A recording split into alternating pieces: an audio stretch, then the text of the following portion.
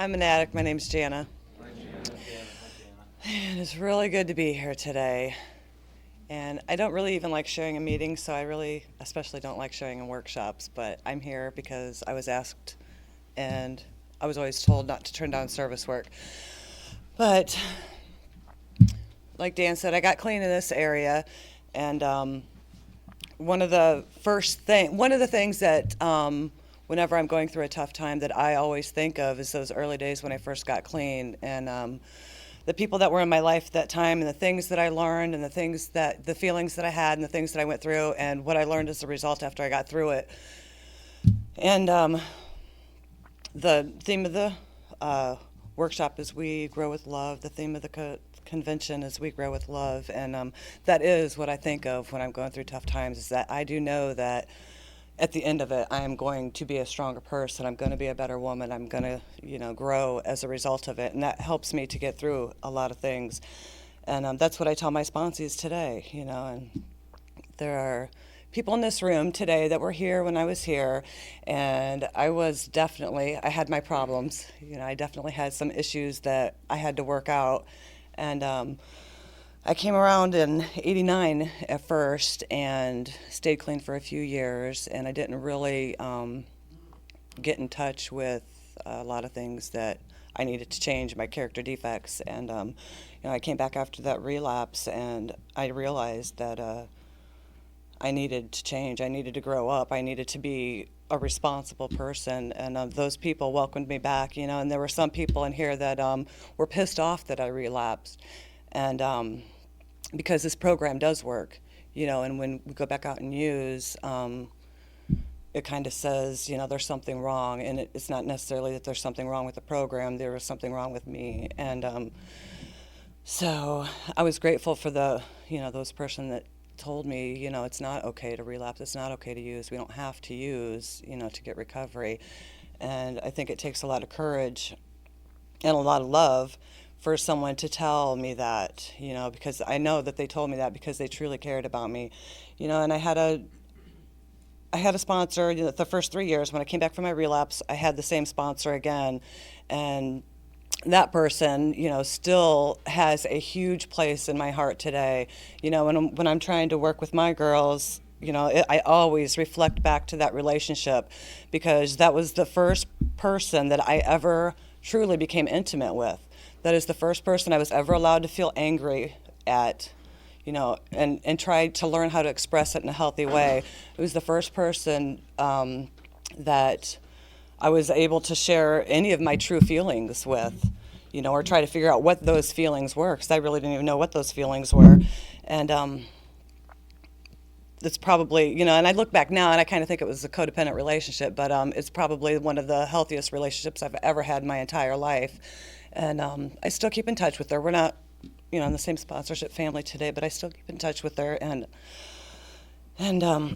sorry. And she still, like I said, holds a very dear, dear place in my heart. And I don't think that I would be here today if it wasn't for her. I don't think I would be here today if it wasn't for several people in this room today. And I've been talking to some people over the past couple of days about the convention, and everybody pretty much has the same thing, and that's that Camp Mac and this area has something special about it, and that's what I feel. Every time I come back home for a visit, for a meeting, when I came home a few years ago, my brother had passed away, and I came home right after that had happened, and there were people here that supported me. I called some people up and went to a meeting and just hung out at that meeting, and they supported me. And, and I moved to Florida about 8 years ago, and I got connected down there, but those people didn't know me when I first got clean. They know me today. They've definitely have come a long way with me, but the people that I got clean with are the people that I hold dearest to my heart, and besides my husband. And I don't know, I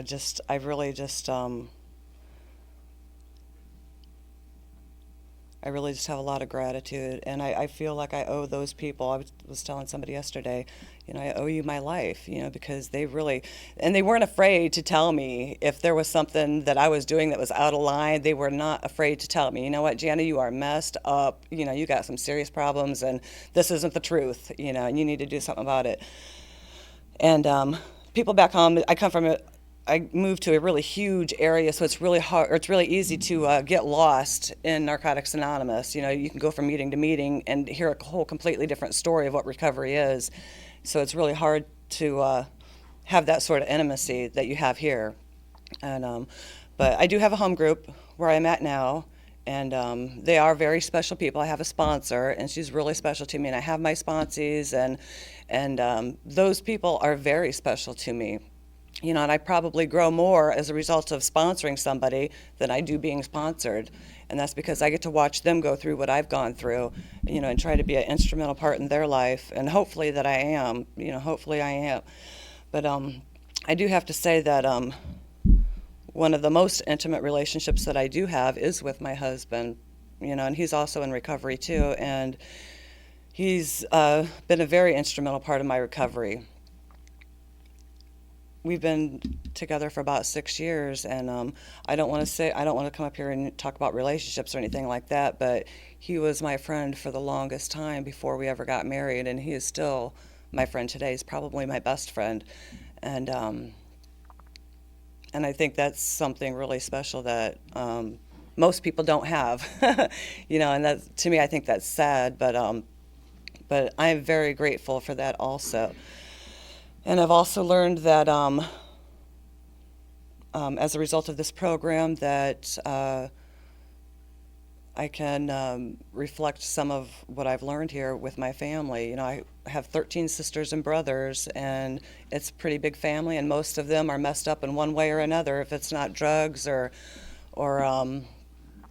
whatever, they're all pretty messed up. And over the past 5 to 10 years, slowly but surely, their lives are changing too. And I don't know, I'm not going to say that it's because of this program, but there's definitely a higher power at work in their lives also, and for the longest time I thought, there was no hope for them. If they only had this fellowship, things would be so much better. But I had to realize that they have a higher power too, Just because they're not in this program doesn't mean that they don't have a higher power, because they do. And I have seen it working in their lives, and I wish they would come to this program, and I'm sure that they would get a lot out of it, but that's not for me to make that decision. And I just wanted to say that I am really grateful to be here today, and I want to thank all of you for being here. I've met a lot of people since I've been here today, and I hope you all keep coming back. Thanks for asking me to speak, Mark.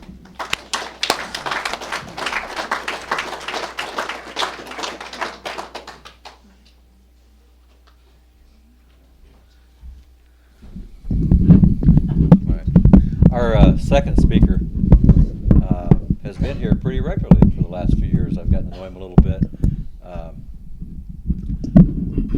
from the north.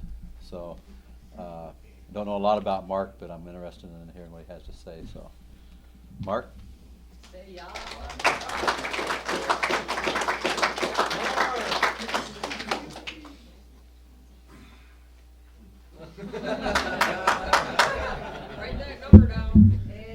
Keep coming back, man. I'll follow your way. I brought notes because I can't remember anything. I'm an addict. My name's Mark. All right, no notes. No notes?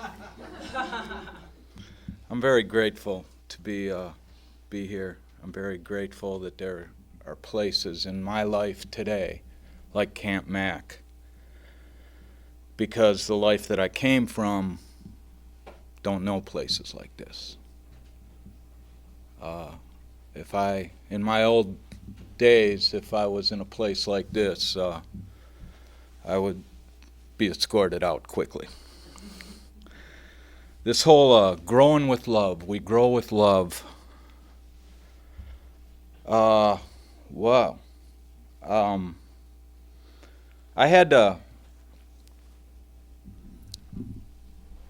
I I had to think about that. Growing with love. Like growing is and if you look at gardening and stuff like that, it's when things come into bloom and things, you plant things and they grow. And the farmers and the people that plant things, people that I've talked to about growing things, they say if you're going to plant things that grow up, you plant them during a full moon. And I think that with my disease, when the full moon would come, it would be some of my darkest times. And so I kind of like that little thing there about if I get, at least now if I'm getting planted during a full moon, I'm staying above ground for today,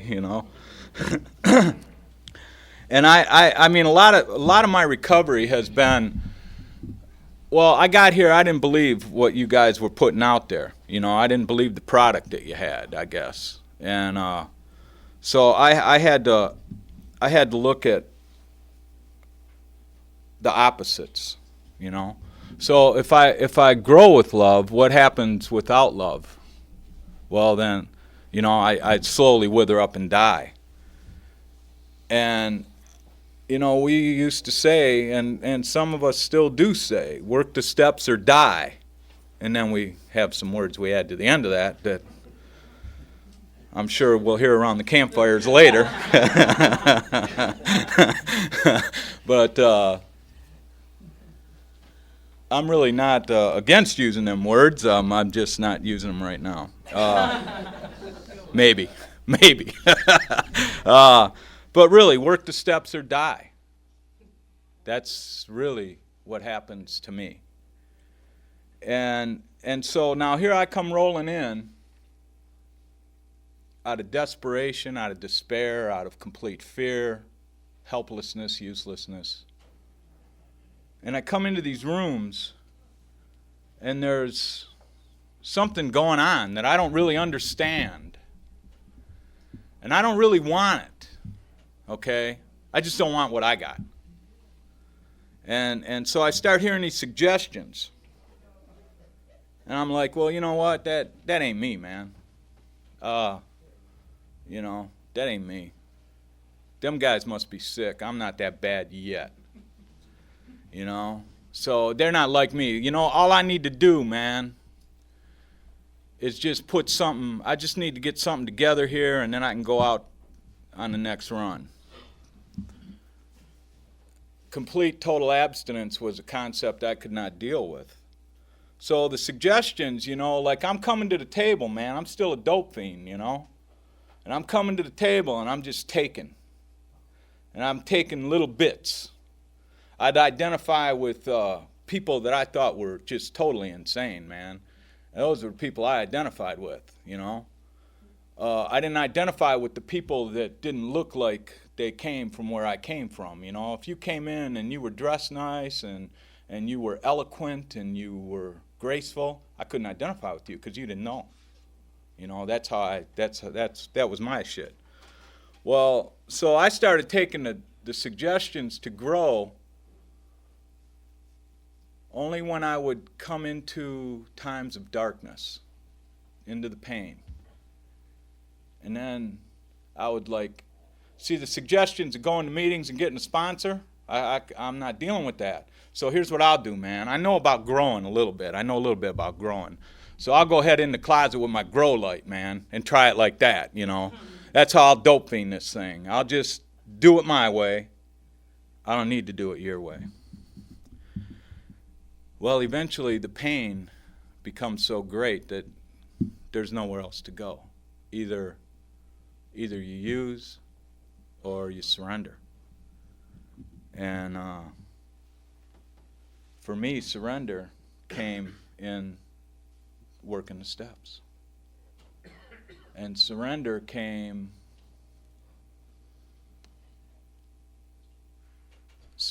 hard, man. I would hear you guys talk about surrender, and I'd say, what a bunch of punks, man. Because if I'm surrendering, that means you win. See, I'm an addict, and I'm a man, and I'm taught that the whole logical thing is either or, okay? It's either or. There is no just maybe. There's either or. So if I surrender, that means I lost. And I don't lose, man. I was on such a winning streak when I got here, you guys. You should have seen me, man. See, I got it different, man. When I got here, I was a Republican, man. Now I'm a Democrat, you know. I don't know. I don't know what happened there. But really, we grow with love, you know. We grow with love. We grow with love. Now, there's a concept there that I don't know nothing about, man. Love. See, and then I start thinking about we grow with love. Okay, in love. I know about in love, okay? And in love is what I'm thinking that you're talking about. But in love is actually, for me, infatuation with body parts, okay? That's what in love is. That's how I relate love. There's body parts. I like them. Oh, I understand this. But what about growing with love? That is a spiritual concept that I don't really know about. Spiritual concept. What the hell is that? You know, you're telling me that to get there, I have to surrender. I can't do that. You know, so I go back to my closet, my grow light, and, you know, try to figure it out on my own. But eventually, the pain gets me here to where I do surrender. And when I surrender, I start working the steps. And I learn about spiritual principles. And 3 of these that are indispensable are honesty, open-mindedness, and willingness. That gets read so many times that you know, I used to bypass that. I'd hear the readings, and oh, man, I know that shit. I'm going to go hang out outside, man. There'll be body parts walking by. I know about love. But then, you know, if you don't, like when you're planting stuff, I don't know, I'm not a farmer, man. I'm not offending the whole state of Indiana, but because in the UP it's too cold for us to grow anything, man. We grow snowbanks. But you know, if you don't do things, if you don't do certain things, once you put that crop in, then the crop don't happen, man. I mean, it's got to have water, it's got to have sun, it's got to have fertilizer. And I had lots of fertilizer, man. I was full of shit. But I was carrying that too. That's a scary part. See, I was into the surrender step 1, and then I was carrying that. I went right to step 12. Because honesty, open-mindedness, and willingness were spiritual principles that I wasn't around here long enough to understand. I was still hanging out a little bit with the grow light. It was starting to get dim, you know. So the honesty in those spiritual principles comes to the first step, really, surrender. My life is unmanageable. And accept that. You know, not my life is unmanageable, but if I only do this, it'll be all right. No, my life is unmanageable, end of story, end of debate, get honest. And I did that. And then I needed open-mindedness to get into steps 2 and 3, and that took me a long time. Took me a long time. But I didn't leave, and I didn't pick up. And then I looked at 4, 5, 6, 7 and said, oh, I don't need that, man. I'll skip them steps. And I went to 8, 9, because I by now I'd been around long enough to get some honesty and to get step 1, 2, and 3. So I thought that's all I needed to do. I didn't really know I needed to go into detail. I'll just like, you know, pick it up, shake it off. Okay, you know, I did some dope. I'm getting better. You know, I don't know about this inventory shit and admitting wrongs. No. But you know what? I got some people here that I really screwed. So I need to deal with that. So I did. And so I went into 8 and 9, and then I really snuck up on my inventory, and I started doing 10 steps. But the 10th step is really all about the sins of the present. And I knew that I had to deal with the sins of the present before they became the sins of the past, because I wasn't dealing with the past. So that's how I started learning to do inventories.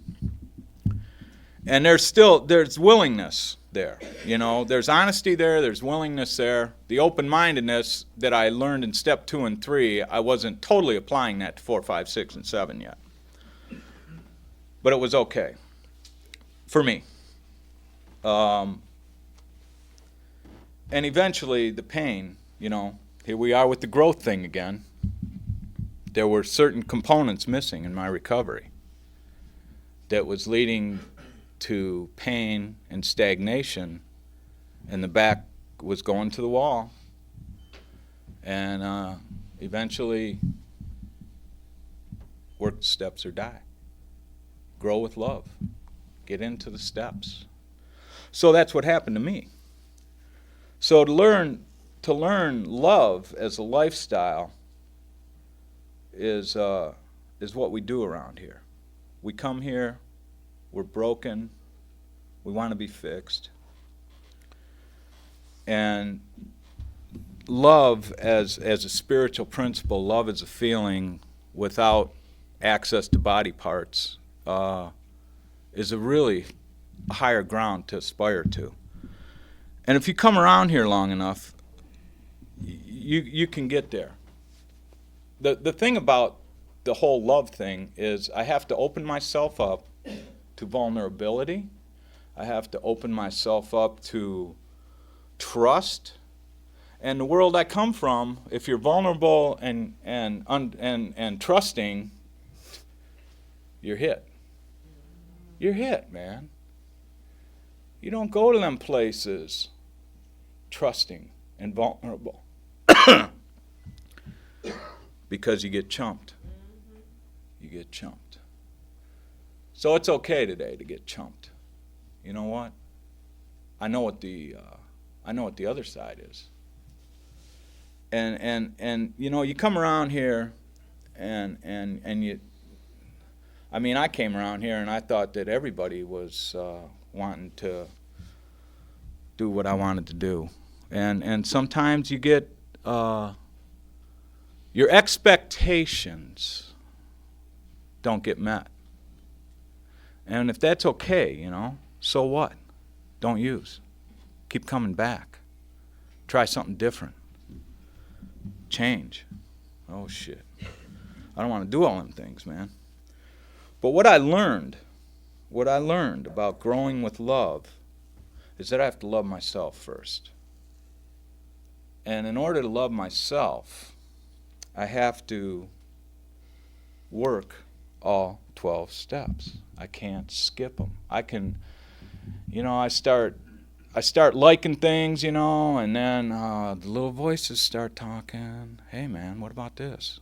Oh, well, I'll put that away. I don't want to deal with that today. Well, I can put it away for a while. Eventually today comes and I got to deal with it.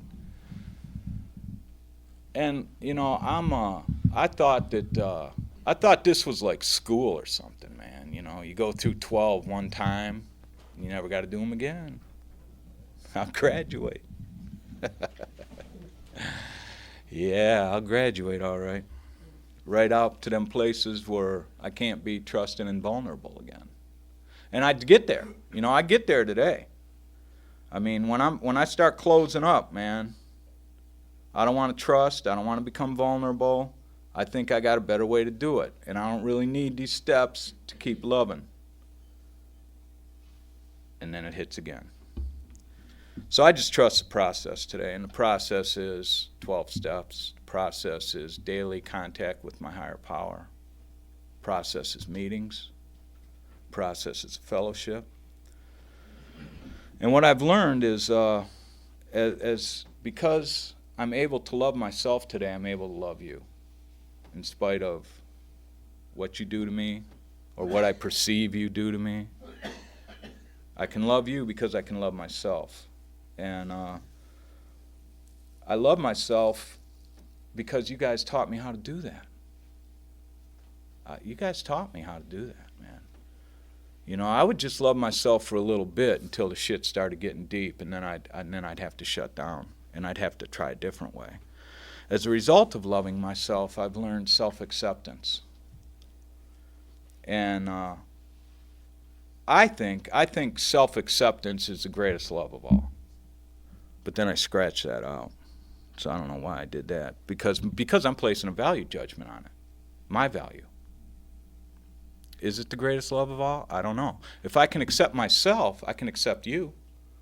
I'm not trying to change you because I accept myself. And, you know, whatever you want to do, you got to do, man. Whatever road you travel to this learning to grow with love is your road, man. You got to travel it. I've hit a few bumps, you know, and I can share them with you. And see, that's what growing with love is all about. If I keep what I have, I die. I die. That's another way I die. I take all that love that you have given me, and I say, you know what? It's time to ride, man. I don't need to do this no more.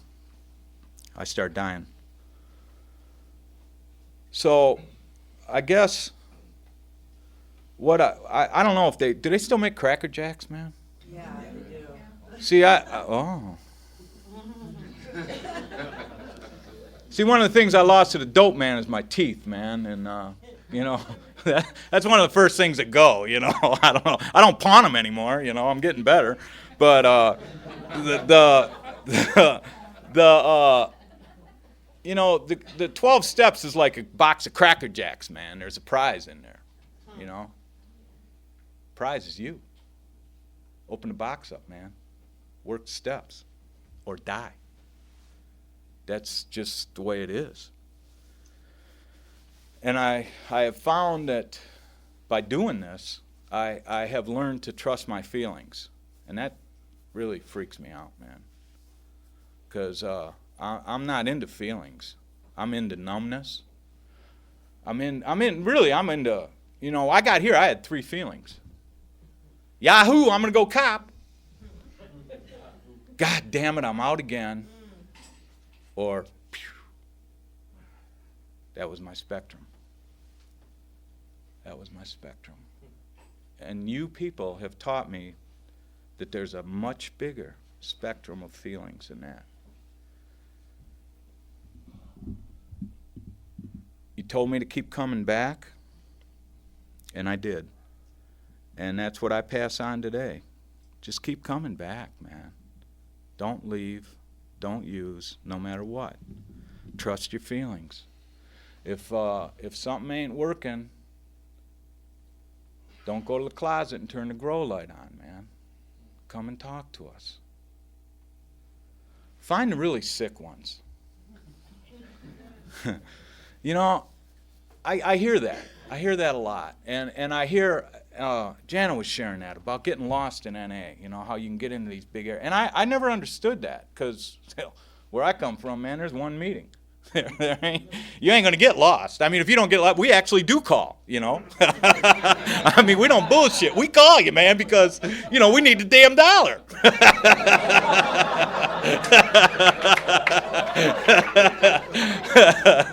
Yeah, that's what happens to us, man. But, you know, you know, you can get lost here. Don't get lost, man. Get lost for a while. Be around his rooms, man. But then I started noticing that I'm as a result of the fellowship. I have friends where I go, and we go to meetings together. And I like to sit with other people, so that way I expand on things and get to meet other people. But I find if I go in and sit down, man, all these people come and sit with me. And I look around and I go, man, these people are really sick. And as the meeting progresses, I am so grateful for that sickness, because they recover. They show me that no matter how sick I get, I don't got to pick up, man. You know, so find the sick ones. Find the sick ones, because maybe the peak of recovery. Oh God, here we go. Maybe the peak of recovery is judged by the depths of the sickness, man. So the sicker I get, the farther down the scale I go, the higher I can go to freedom, man. I mean, we got some kind of talk like that some damn place. If we don't, I just made it up. I really doubt that. So I don't know, man. I'm really grateful to be in a room full of people that love me, and I love all you too. And again, thanks for the committee and everybody that puts this thing on year after year, so we can keep coming back. I love you all. Thanks.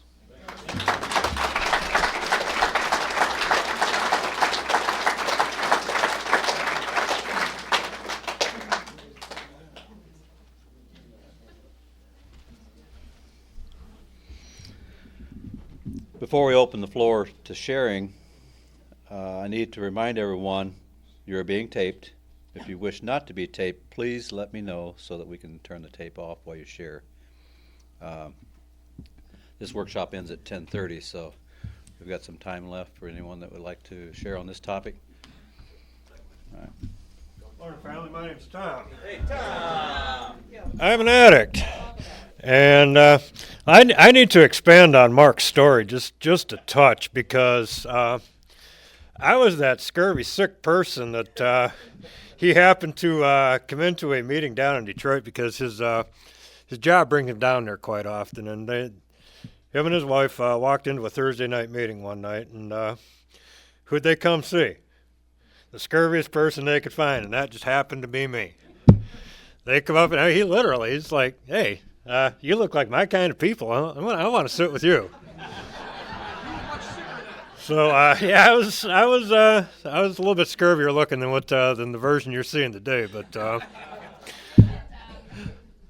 anyhow, that's how the love process worked, because we sat at that meeting, we talked, and Mark is not a prideful person, but let me tell you, he brought NA to the UP. He brought NA to the UP. It's not just his humility won't let him talk about it, but he's directly responsible for NA in the Upper Peninsula of Michigan. But that's how the love works in this program. We grow with love because that's how Mark got here today, was by that simple chance meeting on a Thursday night in Detroit talking to us. And turned out that we saw him the next morning at the Friday morning meeting. And that in turn led to meeting Jim and Red and Derry and this whole scurvy Detroit crew that's in this room today. And that led to, well, Mark, man, you got to come out and check out Camp Mac. This place is really cool. And that invitation led to him being here and liking it and coming back. And all of a sudden, he's up here being a featured speaker. So, it's that love that we were given. And I got to talk about the love that was given to me. My first sponsor, Kevin, and his brother Bob, who unfortunately passed away this year and can't be here, they loved me when I was incapable of loving myself. When I first came around here, they were the ones that stuck their arm out around me and said, even though you're a scurvy individual, you're our kind of guy. Come hang with us. And, and it took me a long time to learn how to love myself. I had no concept of it. I had no idea of how to go about doing that. I was incapable of being honest. I was incapable of being open. And I could have cared less what you people were doing when I first came around here. I had my own agenda for being here. And it wasn't about getting clean. It wasn't about recovering. It was simply about salvaging a relationship so that I could stay in it and continue doing what I was doing. And love, wow, what a concept. I'm so grateful for, for the people that take this 12th step seriously, because that's really what it is. When we grow with love, we are working the 12th step. When we are sharing that love with other people, it is our 12th step, And I couldn't be here today without that. And it was a pleasure to be able to, to have somebody come up to me and say, hey, I want to hang with you, It was a pleasure to be able to give some of that back and to see, that how much love that was compounded by that simple act of him being humble enough to come and ask, me being given enough by the people who came before me to teach me to say, okay, you can hang with me, and to enjoy his company, and to care enough about him to to want to see him the next day, and just have that snowball effect, and it's, we're just blessed. We're blessed, but yeah, I just wanted to fill in a little bit about Mark, and let you know how he came to be here today, because it was, growth through love, my growth, his growth, all of ours. So thanks for letting me share.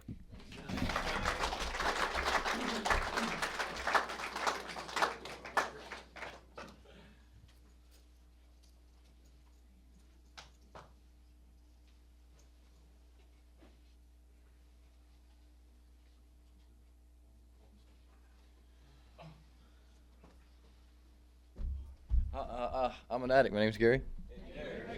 And I really liked what Jana and Mark, was it Mark? Yeah. Mark shared. But I'm not from Indiana. I'm from Arkansas originally. I lived there 28 years, and I know a little bit about growing stuff. And and I figured somebody ought to get up here and talk a little bit about that. But I love that analogy, because that's an analogy I have always used, because that's, like I said, that's something I know a little bit about. And I grew up in Arkansas, and my father had a garden, and it wasn't like most people's garden. It was about an acre. I don't know if you could call it a garden or not. But the first thing that we always had to do every year, and that was plow everything under. You had to break that stuff up, and that's what had to be done with me. And I like I said, that's just part of the analogy that I've always given people. I know Mark talked about that, but to put it on with the growing stuff, there was things in me that needed to be broke up. I had this how many years of living the same way, and I had all these false ideas, and I had a lot of hatred. I had a lot of bigotry, I had a lot of hatred, I had a lot of prejudice, and I'm not talking just about racial stuff. I'm talking about just life in general. I had all these preconceived notions about the way the world was, and it was all wrong. They were all wrong. And you know what? That's not the way I was raised. That's not the way I was taught. I come up with that, I don't know where. A lot of it was the people I was hanging out with. Because I look around the rooms, that's one of the things I love about NA, is that the people I meet in NA are the people like me. And sometimes we're not the nicest people on earth before we come here. And that's, I hate to say it, but that's my story. So I needed some breaking up, and that wasn't an easy thing to do. I needed help. And there was people in here who knew how to talk to me, just like the man shared. They knew how to talk to me. They knew when to tell me to sit down and shut up, and they weren't afraid to do that. And I was kind of afraid of some of the people who did tell me to be quiet. I like coming to this camp out because they had the Harleys, they had the bikers that come in. And the first camp out I ever went to was in Heber Springs, Arkansas, and the Association of Recovering Motorcyclists rolled in. There was about 40 of them, and it sounded like, I don't know, it sounded like an earthquake, man. And they all rolled in, and I was just like shrinking up a little bit because, I hadn't been around too many bikers. But they all came in their leather and their chains, and they came in and they sat down quietly, respectively, and they participated in the meeting. And that's when I realized that, I was a small guy in a big world, and but there were some cool people that was in NA, and maybe I ought to stick around. But that's the first thing that you do, man, and you plant this stuff, and yeah, it gets sun, and it gets the water, it gets fertilizer and all that stuff. But that was my chore when I get up every morning before I went to school, and when I come home, was that you gotta keep an eye on that stuff. You can't just plant that stuff and leave it there. It takes constant nurturing. And that's something, again, that's what I needed. And when people talk about nurture, I didn't want to hear nurture. What nurture? I don't want that, man. I took the tit out of my mouth when I was a little kid. But this is the truth, man. If you don't, maybe they don't have in Michigan up that far, but the pests. There is pests, there is bugs, there's caterpillars. And then themselves, those aren't bad things, but they will eat your garden up. The birds, the possums. And in and of themselves, they're not evil creatures, but they will eat your garden up. And when I think about that, and what I had to do is I had to be careful. They mentioned relationships. Relationships in and of themselves aren't evil, they're not bad. but they ate me up. Stuff like that, man. Going to bars. I know a lot of people go to bars. They have a blast. They have fun. That kill me. Places like that, keg parties, you know. My older brother and his wife, they go to a keg party on Halloween, they go to a keg party on 4th of July, and they have a blast. They might even smoke a little dope. But you know what? You send me out to one of those places out in the field, and, you know, it'd kill me. So I have to be careful, man. I have to watch out for these things. And depression was something I suffered from my whole entire life. I wanted to die. I was ready to die. I wanted to kill myself my whole life until I come in here. And they started talking about this one lady come to me, and she actually got clean in Tampa, which is kind of where I live now. And she moved up to Mountain Home, and my hometown in Arkansas. And I shared with her some of the problems I was having. She told me something, and this is what I'm talking about. This is something I had to learn how to do, because I realized, I woke up, I had about 2 years clean, I realized I hated myself. You know, and that's something I was trying to deal with, and I had admitted to myself that I hated myself. And she told me that, you know, you need to nurture yourself, you need to love yourself, and that's what, you know, I like this theme that's going on here, because that's something I had to learn to do. It was or die. And she told me to pat myself. And again, people tell you this stuff. It's like, lady, you know, I didn't want to hear that. And when she first told me that, I said, you know, you're stupid. I'm not going to do that. But there came a time, like Mark was saying, there came a time that I had to do something. I was going to die. And I knew this. With multiple years clean. I needed to do something. I was going to die. So I started doing that. I'd sit in a meeting, and I felt like, I hate that son of a bitch. I hate that son of a bitch. He don't know what he's talking about. I would try it. I would pat myself on the arm and say, you know what, kid? You're going to be all right.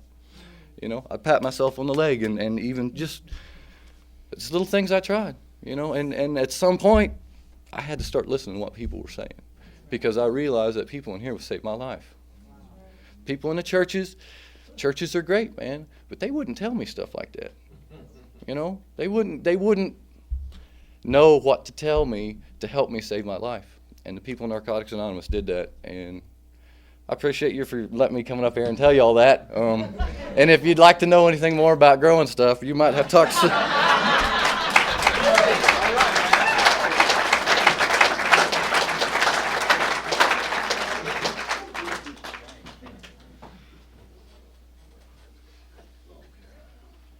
I'm Kevin, I'm an addict. This ain't a lot about growing with love. This is about something that I just dealt with. Tom, take me a little bit, but Tom brought up my brother dying. A lot of you guys know him. If you were here any time in the last 10 years, he was here. This is the first year he wasn't here. And what I want to talk about is the love that this fellowship showed me, my family, his wife, in the time that we needed it. On his deathbed, every day when I'd leave the hospital, I'd tell him I love him. And he says, you know what, I'm starting to get what that's all about. And, you know, and it took him a while to realize what this fellowship gave him. He died 10 years clean. He came here every year. He loved everybody, and everybody knows that. He showed me how to, you know, he got me into recovery. I used with my brother a lot. And I didn't ever believe there was hope for me until he came out to the treatment center that I was in, and he had 2 years clean. He got his 2-year tag at that treatment center when I was still in my detox clothes. And he showed me that there was another way, you know, to live. We started coming down here, and I mean, there was some days there when he was in the hospital.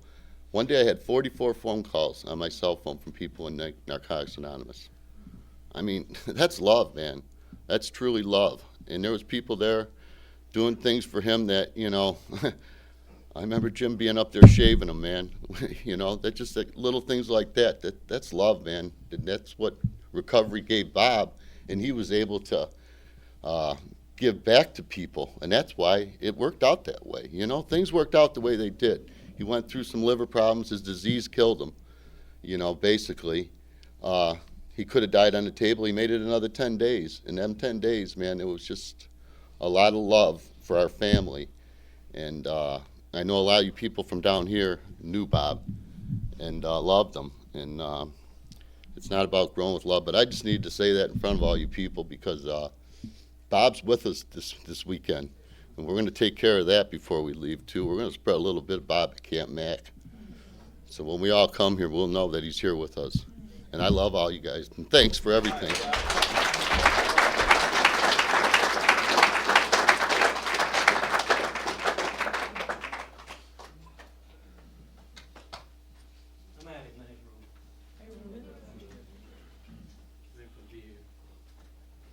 Man, this is a good convention. I heard, where did he go? You talk about your brother, man. I lost my brother January the 31st.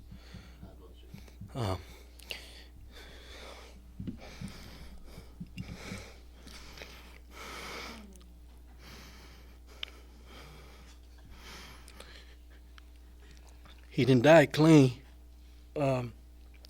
He had 5 years clean, and he decided to start taking prescription medications. And he went back to shooting dope. And I tried everything I could possibly do. And we was at a meeting together that night. And he said, "I love you," and he took off. The meeting was over at 8:30. By 9 o'clock, the coroner was at my mom's house. My dad found him with a belt wrapped around his arm.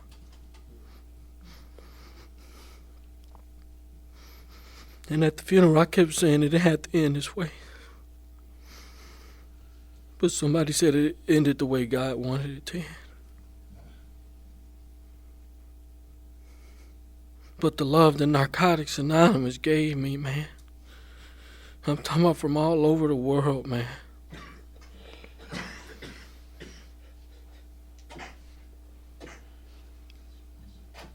Man, it's a blessing to be here. I keep coming.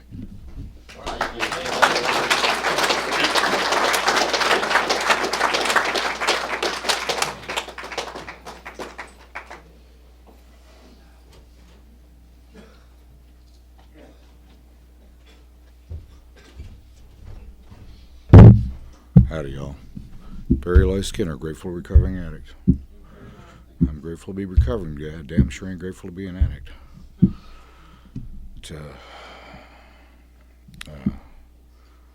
About a little over 3 years ago, my daughter came up missing in Syracuse.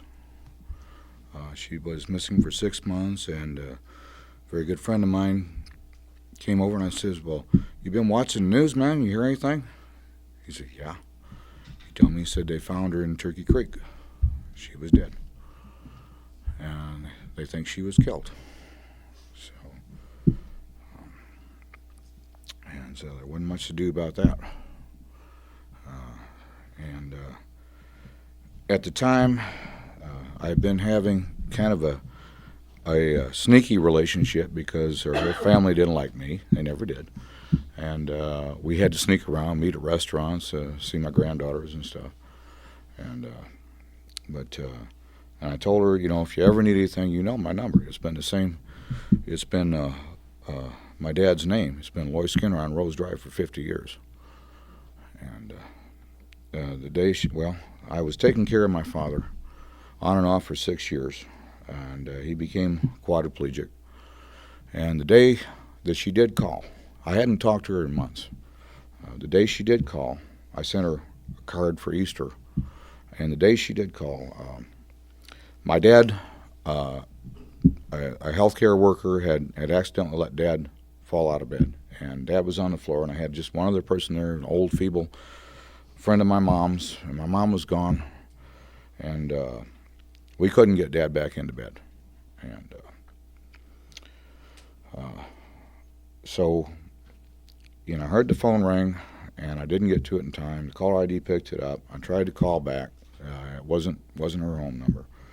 And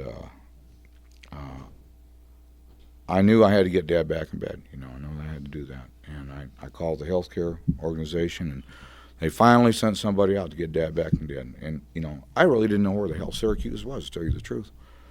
But I went down and tried to find it. I went all the way through Warsaw to get to Syracuse, and I had no chance. I had absolutely no chance of finding her.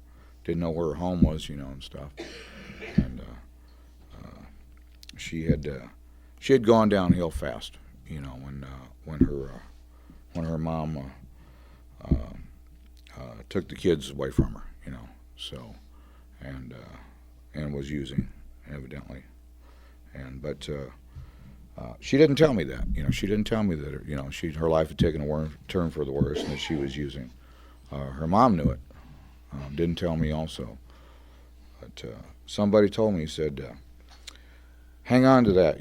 Hang on to the idea that maybe she cared about you too much to let you know. Because she knew she damn sure knew I was in recovery. And so hang on to that idea until you find something better. And Dad died 2003, and Mom died this year. And talk about growing, after last time, when I got back into recovery, my sponsor told me, he said sometimes, he says, you're going to grow this time. He said sometimes the road gets rougher, even though we might get tougher, and that's damn sure. But I didn't have to use through that, and I know that's because I have grown. And higher power, sometimes I get so mad, I'd say, higher power, we ain't talking. I ain't praying and we ain't even talking right now. And I just sit there. Some days would be so bad I'd just sit there and I wouldn't move. And I said, I'm not moving until I get an answer on what the hell I'm supposed to do right now. But an answer would always come. Somebody'd come over, or a phone call, or I'd look at something, or there'd be Just for Today sitting on the shelf, and I hadn't read it yet. Sometimes I'd call people and they weren't there, people that I depended on, and I'd lost meeting schedules because my mind was like Swiss cheese sometimes, and I'd call people again, they weren't there. Well, they were in a meeting. Why wasn't I? So, but I'm getting through it. And I ain't looking for sympathy, I'm looking for growth in my life, because if I can handle this, and it's take the little bit I've grown up since my last relapse, if I can handle this, I know there might be something tougher coming down the road. It might not be my stuff; it might be somebody else's that I care about. So I want to continue growing because I know I'm going to need it, and that's it for me. Grateful to be recovering by the grace of my higher power in the NA program. Thank you.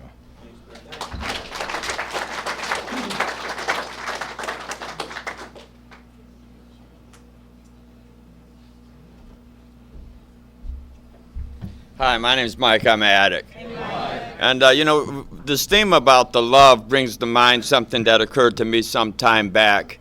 And, I was severely distorted in my thinking as a direct result of the years I was out there in my chemical dependency.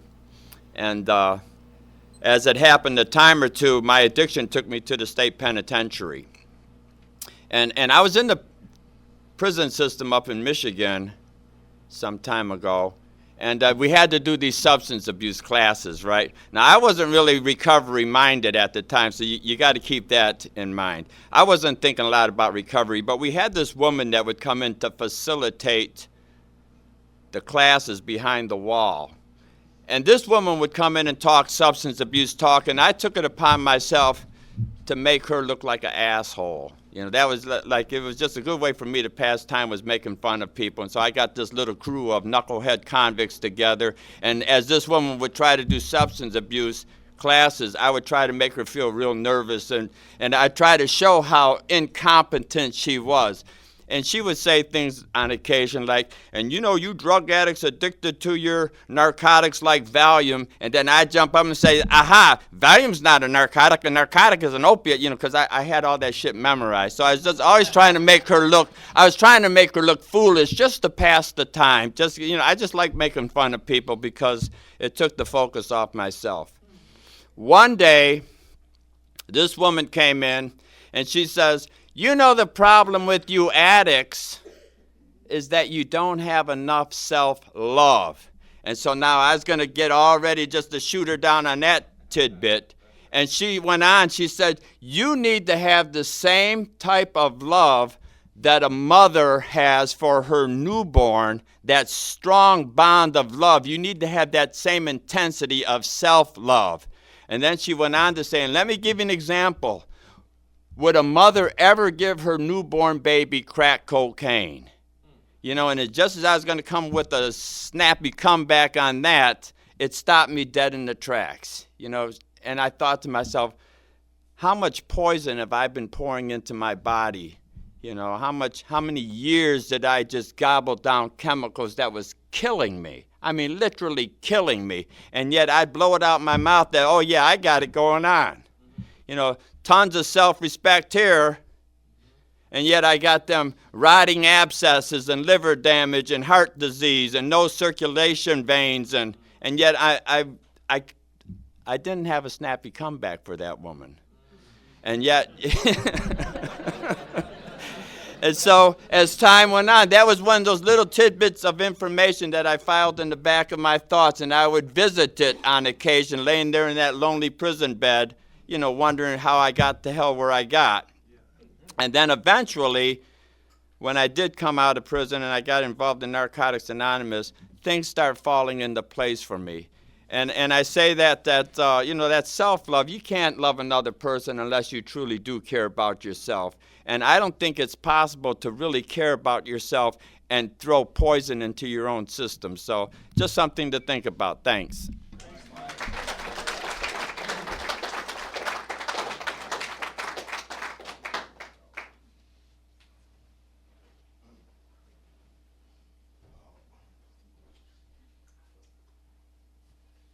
Lonnie, I'm an addict.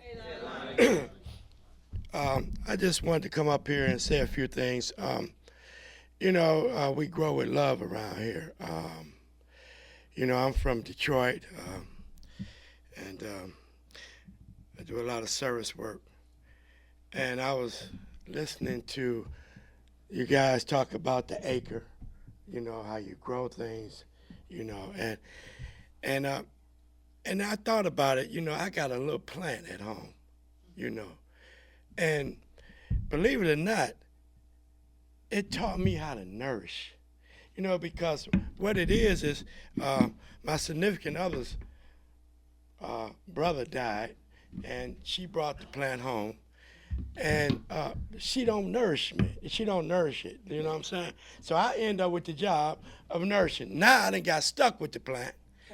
I done went out and bought a little thing to water it with and little vitamins, you know, and I'm stuck with it now, you know. And then I want to argue with her about, you don't never want to service the plant. But I'm saying that to say that just coming here, I've been coming up here now for about 3 years. And when I come up here, it's nourishment for me. You know, I look at everybody and I notice how nice everybody be to each other. And I'm saying to myself, man, if the world was like this, it'd be a better place to live. You know, I mean, you know, where else can you go in a room full of addicts and feel comfortable in all colors? You know what I mean? I mean, it ain't like you walk around here and somebody frowning at you or talking about you. It's like, it's nourishment, it's love. We nourish each other up here, you know. And I've learned how to also nourish myself. You know, first of all, I didn't like myself very much, you know. So that's why I put all these chemicals in me. And then as I started coming around this program, I took the suggestions. And today, man, you know, I've learned how to love me. First of all, I had to learn how to love my higher power. Then me, then others. So that's why I can come up here and I can share where I'm at. This is where I'm at. I got love for everybody, you know. I've had my first experience of looking death in the eyes, you know. I used to hear people share about their secondary illnesses. But see, it didn't touch me because I didn't have no secondary illness, so I thought, you know. And one day I came home from work, and I sat down, and all of a sudden, it was hard for me to breathe. I'm like, wait a minute. Man, what's going on here? Never been sick, never been in the hospital in my life, but used drugs for damn near 30 years. All of a sudden, I want to know, because I'm clean, I want to know what the hell's going on. You know, I mean, like, you know, I mean, I'm clean, but why am I feeling like this? I'm going to meetings on a regular basis. I'm taking all the suggestions. I'm working. I ain't stealing no more. What's wrong with me? Now, I want to call my higher power. Lord have mercy. Help me, somebody. So I'm sitting there, and my significant other said, I better call 911. And you know how that is. When you ain't used to going to the hospital, you ain't never been in an ambulance, first thing came out of my mouth is, wait a minute, hold on, I'm going to be all right. So I sat down, and I'm trying to get my breath. And guess what? I couldn't get it. Luckily, she was there because my thinking would have probably told me, you'll be all right, just pray. But see, I needed to do more than that. I needed to get somewhere where I could get some help. You know, so they came and got me and took me to the hospital. Before they got me out the room, I passed out. You know, and I always said if I ever get sick or something happened to me, I want to at least be able to ask God to forgive me and do all this. But you know what? That was the last thing on my mind. You know, all I was thinking about was, if I can't breathe, I need some help. You know. So, so that's why, from that I learned that I better do these things while I'm living. You know, I better try to, you know, be the best that I can be while I'm living. But anyway, to make a long story short, so I get in the hospital, and they had me on a ventilator for 24 hours. I didn't even know where I was. But guess what? When I looked up, I seen my sponsor, I seen home group members, and it was this one lady, I remember because I'm a hairstylist by trade, and I had shampooed her hair, and the water was too high, and she jumped up out the chair, and I thought that lady hated me. But guess what? She came to the hospital to see me. I'm like, wow. You know, but that just go to show you, a lot of times we perceive things that's not even really there. We have illusions of things that's not even really there. You know, so yeah, that was my first experience. And now, and it's a good thing that I wasn't using at the time, because I'd have probably been in the dope house talking about, just give me one more before I go to the hospital. And may have not never made it. You know what I'm saying? So I'm grateful for this program. I take the suggestions. You know, I'm here from Detroit, you know, and I was introduced to Camp Mac, like I said, about 3 years ago. And if ain't nobody told you they love you today, I can truly say that I love each and every one of you. Today I've learned how to follow directions. I take my medicine like I'm supposed to. When I walking today with some other recovering addicts, and I could tell that I can't walk like I used to. But I know how to get my ass somewhere and sit down. And so they kept walking, and I'm like, okay, I got my 20 minutes in. I'll see y'all later. So, you know, see, I know how to follow good orderly direction today. You know, so with that, you know, I just wanted to share that with y'all, that we gonna be all right. All we got to do is just keep coming and don't use.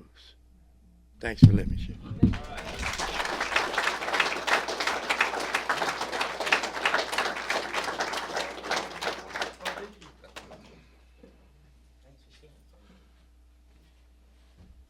My name is Sharita, and I'm an addict.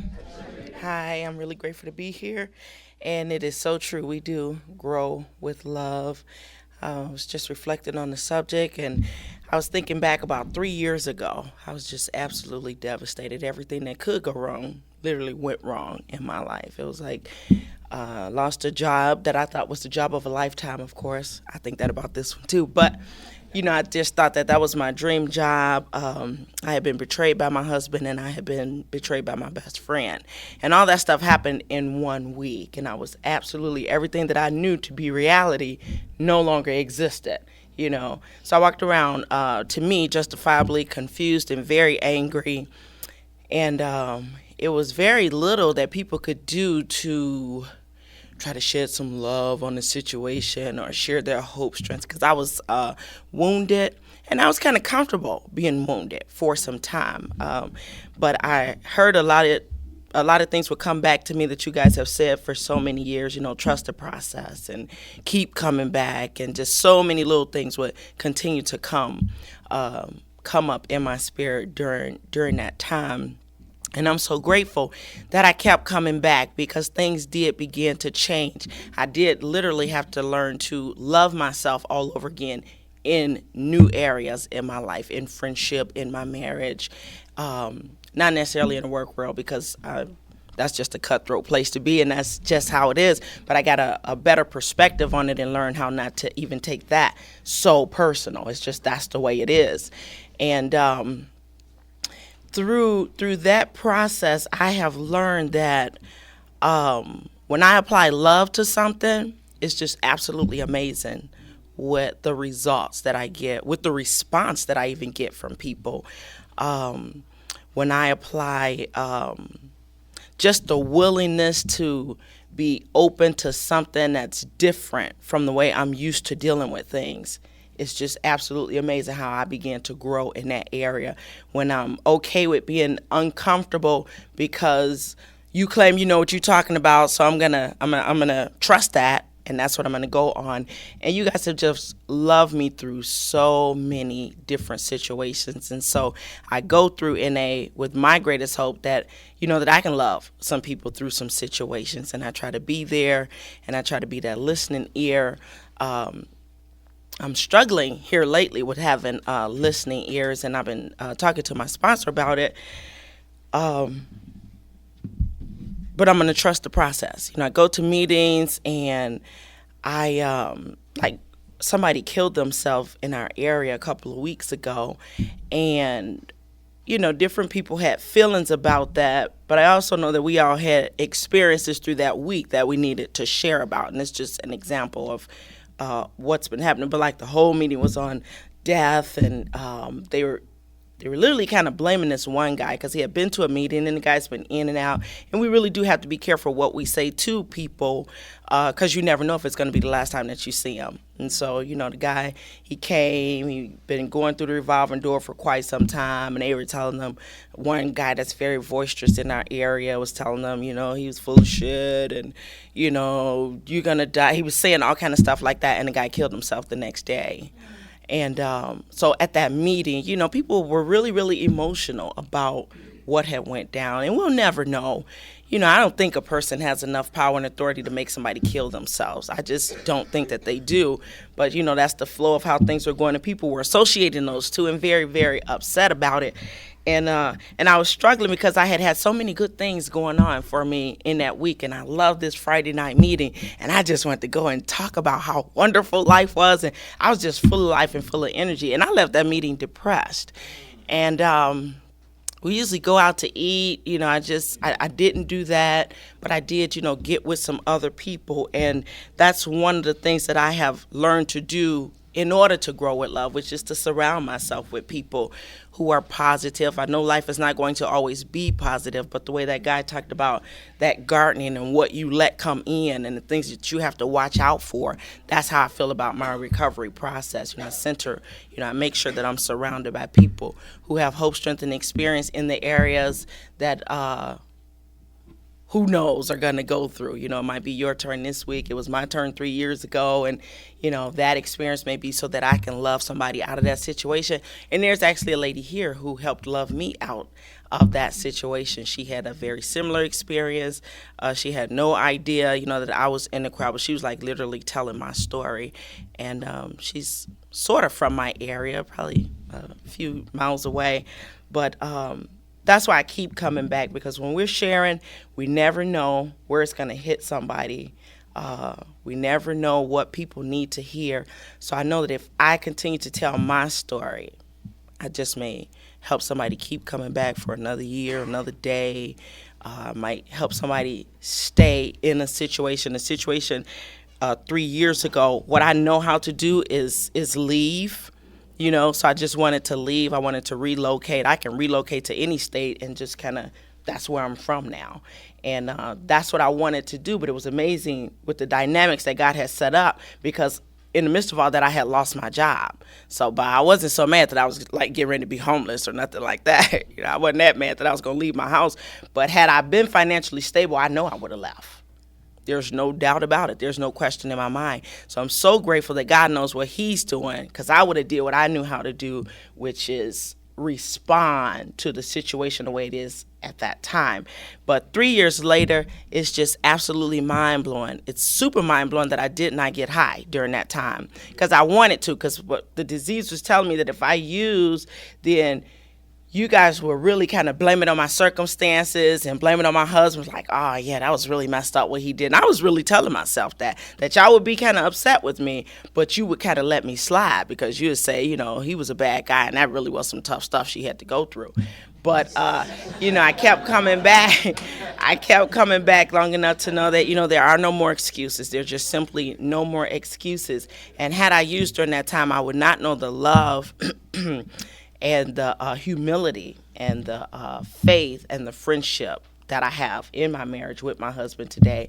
It's just absolutely amazing. We got over that hump, and I'm telling you, it opened up doors that sometimes it feels like a dream. It feels like this is like not even true.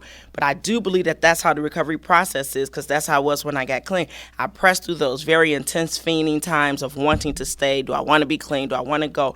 And once I began to gain small amounts of success, I began to feel better and better about it, better and better about me. And I stayed long enough to just get some, I like that Cracker Jack thing. You know, I am the prize. I am the prize. I'm getting to know exactly who I am through this 12-step process. And it blows my mind over and over again, who I am, how I am, the things God has given me the ability to do, why he chose me to be in this fellowship. You know, I'm hearing about death and things of that sort. It could have been me. You know, on a bad day, I think it should have been me. But I'm grateful that it wasn't. And so I show my gratitude by showing up and being a part of the solution, and share with you guys exactly where I am. Last thing I want to share is that it's very important to me in this process that no matter how many years that I keep coming back, that I never get to a point where I can't tell you guys exactly where I am. Because when I do that, I'm headed backwards. When I, you know, start saying I shouldn't tell them that, or, you know, I've been around this amount of years and, you know, maybe I should. I don't go through those issues, because that's a scary place. That's just absolutely a scary place. I am where I am. You know, if I get my check and I feel like using, I'll share that with somebody, riding down my car, I talked to my sponsor, I did all this good stuff, and still those thoughts will pop in my head sometimes.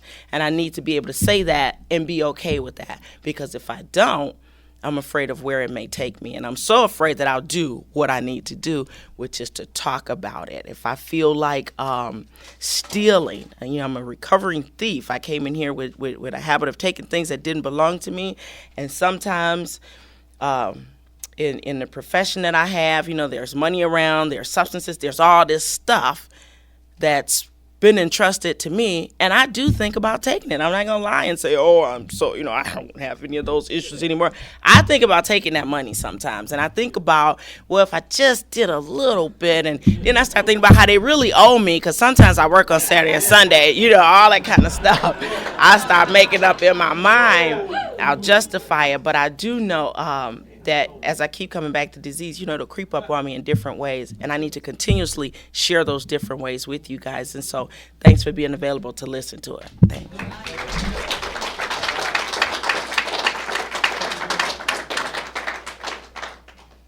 I'm Scott. I'm a recovering addict. Hey, Scott. I don't really have anything prepared to say, but I got to reflecting on how cool it is to be here. And Tom, when you were up here sharing, I remembered, yeah, you're the one who turned me on to this whole thing, you know. And somebody sharing about their physical stuff made me reflect on some other people in my life who are very important.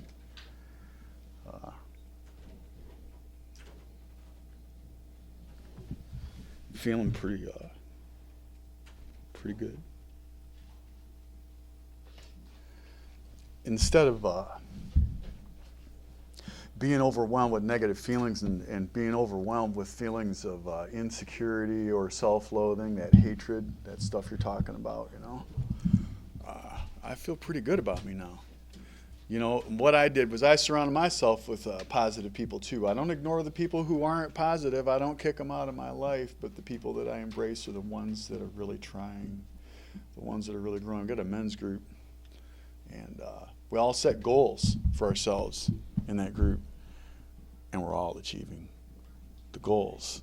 Like pretty much all of us are all achieving all the goals we've set for ourselves, and we all set big goals. So this has really been productive. I decided what I didn't like about myself. I decided to look at it, not wallow in it, but look at it, just think about it, you know, face it. And then talk about it a little bit, like at tables when I first did that self-acceptance IP. That was real good.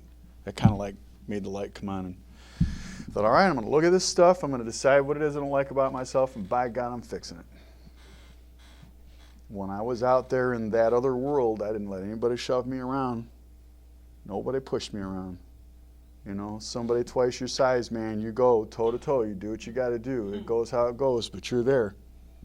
You know, and I thought, man, that's how I got to do this. And I don't have to be angry to do it. I just got to do it. You know, I can be really stubborn. Like Rick and I were sitting on the porch yesterday talking about that, the concept, the difference between obsessive thoughts and compulsive behavior and just being very determined and having a healthy goal. And I said, well, I guess the difference in my mind is that I could apply the same energy towards something positive, but I can just simply choose to do it instead of being obligated to do it, you know.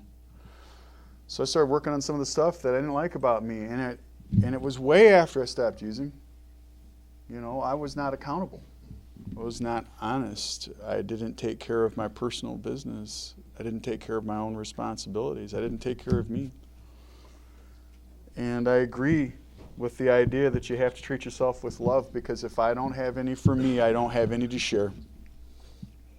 And one of my issues was relationships. Still is, except the difference is now my therapist told me, she said, you know, you should try and go a year without being involved with anybody. I'm like, yeah, right. You know what we were talking about, right? You know, I did it. It's been like, what, a year and 3 months or 4 months or something like that. And I had no way of understanding that, first off, that whole time wasn't intentional. I was looking, I just wasn't finding. All right, so let's be honest. But my criteria changed.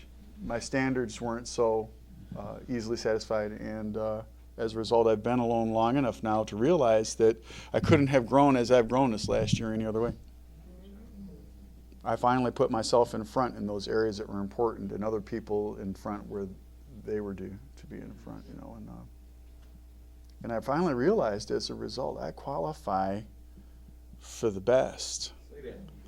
Not because I'm the best, but I know what my character is now. I know what my conduct is, my belief system. I have a lot of love for myself and for my friends, and I don't do it all perfectly, but I do it intensely, you know, and that's worthy. I am now capable of bringing more to the table in any kind of relationship, a friendship, as a father or whatever, than I've ever been before, and more than anybody's ever really brought to me. And it's not a competition. I just realized that I have changed that much. I got all these cool people in my life. This experience right here, I've been looking forward to this since I left last year. You know, I'm on the way home, like, I can't wait to go back. And it wasn't obsessive. It was just like, this is another cool thing to look forward to. You know? And I brought one of my buddies with me this year, and he seems to be enjoying it, and he's just fitting in just fine. And it's kind of cool because I was reflecting that Tom suggested it to me several years in a row, actually, before I finally decided, okay, I'm going to do that. And then I suggested it to someone else, and now they're doing it, and that's growth. We're certainly